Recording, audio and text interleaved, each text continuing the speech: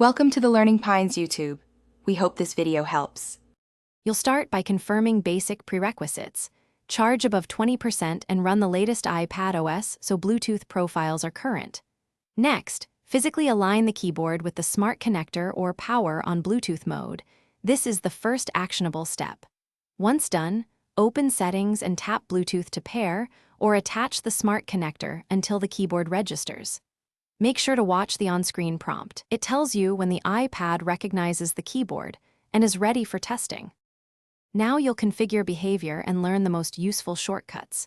In Settings, right arrow General right arrow Keyboard, toggle brightness, auto-capitalize and hardware layout so typing matches your preferences. Then practice command-based shortcuts, Command-S for save, Command-Tab to switch apps, because they speed workflow dramatically. If some keys act differently, remap them in Keyboard's right arrow hardware keyboard or enable full keyboard access. Finally, enable dictation or emoji hotkeys. This both expands input options and prevents repeated typing for short replies. Finish by testing everything in a simple app like Notes. Type, use arrow keys, and open Control Center with shortcuts to confirm function keys. If a key is unresponsive, restart the iPad and keyboard, then repair via Bluetooth or detach and reattach the smart connector.